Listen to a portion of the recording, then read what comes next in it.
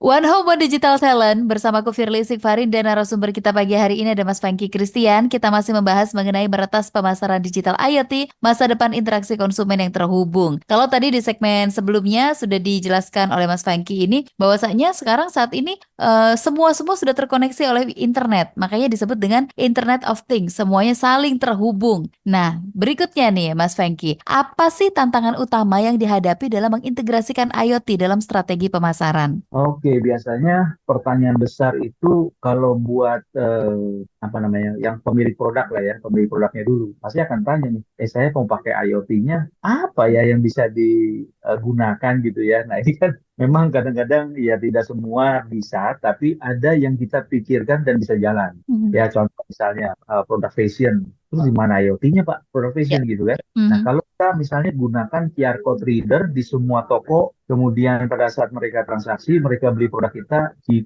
QR code itu dibaca ke satu IoT device yang ngirim datanya ke kita, kan dapat datanya. Mhm. Nah, jadi itu kadang-kadang kita mesti apa namanya, ngulik sedikit lah, kreatif sedikit, kita melihat apa yang kita bisa gunakan. Nah, IoT device ini sebetulnya banyak jenisnya. Ya, contoh misalnya yang paling umum wearable. Tadi kita bicara tentang smartwatch gitu ya. Mhm. Kemudian home device itu juga jadi sekarang banyak sekali orang dipasang CCTV dan bisa diatur, bisa macam-macam lah itu ya. Nah itu smart home device itu juga banyak. Kemudian apa yang lagi ngetren sekarang, temperatur sensor misalnya atau air quality sensor gitu kan. Nah itu juga termasuk apa, IoT device gitu ya. Kemudian kita udah mulai lihat sekarang teknologi automobile IoT ya. Masuk mobil langsung bilang hai gitu kan. Gitu. Jadi itu automobile di IoT. Healthcare nggak ketinggalan juga, banyak juga tuh healthcare. Teman-teman yang di pemerintahan ada smart city, IoT juga ada. Kemudian kalau yang mungkin kita sering pakai juga activity tracker, jadi kita ngapain aja ya, termasuk tadi langkah segala macam gitu kan.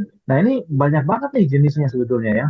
Tapi kalau kita lihat tadi kata kuncinya itu ada device yang bisa digunakan, kemudian dia mengirim datanya ke pusat layanannya dia atau platformnya dia, kemudian data ini diolah dan bisa menghasilkan satu advice ataupun decision. Mhm. Nah ini yang kata kuncinya kan di situ. Nah yang jadi kendala biasanya nomor dua. Nomor dua itu adalah bisa integrasinya sih dengan sistem yang existing gitu kan. Kalau Mhm. kita udah ngembangin sistem yang kita sudah punya, kalau kita di restoran kita udah punya POS, kalau kita misalnya di toko-toko kita sudah punya POS gitu kan ya. Sekarang POS sekarang canggih-canggih bentuknya pakai tablet gitu kan. Mhm. Nah, bisa nggak sih diintegrasikan dengan sistem yang existing? Nah ini jadi biasanya isu yang muncul ya, tantangan yang kedua itu biasanya adalah integrasi dengan sistem yang existing. Ya Mhm. bisa, saya bilang pasti bisa. Namanya teknologi pasti bisa.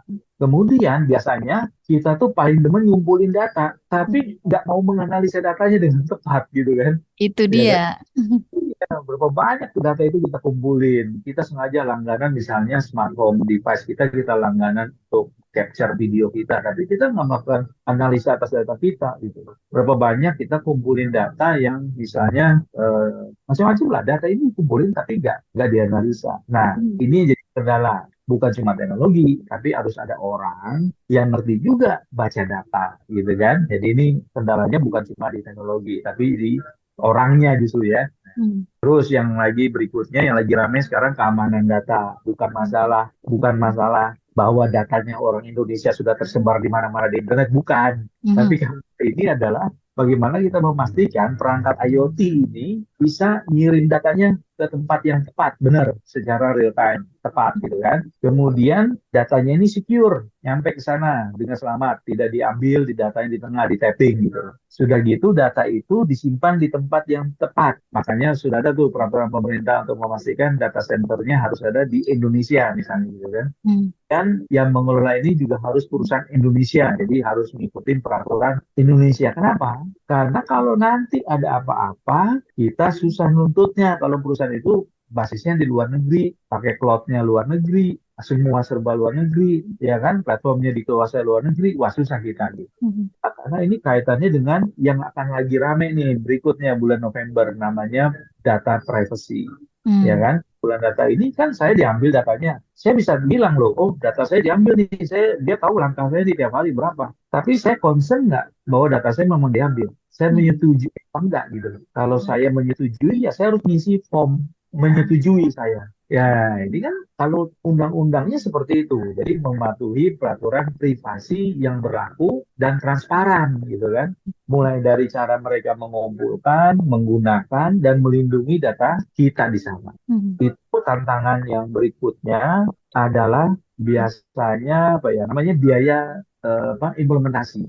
Ya kan, ini kan pasti ujung-ujungnya penggunaan teknologi pasti ada biaya. Nah, biaya ini yang mungkin orang pikir di awal ini bakal tinggi gitu loh. Ya kan, karena ada biaya hardware, perangkat keras, ada biaya softwarenya, biaya platformnya, ada mungkin integrasi yang harus dilakukan, Hmm. ada orang yang mesti di-develop skill-nya gitu kan. Nah, ini biasanya jadi kendala buat perusahaan-perusahaan kecil yang mungkin kemampuan finansialnya terbatas. Oleh karena itu, ada solusi-solusi kita bisa nyewa gitu kan ya. Jadi nggak Hmm. harus, tapi kita bisa sewa. Nah, berikutnya lagi karena negara ini kita sangat besar, biasanya adalah terkait dengan tantangan berikutnya adalah yang namanya scalability, skalabilitas. Sekarang pakainya cuma 50 user misalnya ya, 50 pengguna. Atau produknya booming jadi 5.000, jadi 5 juta. Nah, bisa nggak si IoT ini juga secara skala mengikuti itu gitu. Nah, kurang lebih sih menurut saya tantangan-tantangannya begitu, Mbak Febri.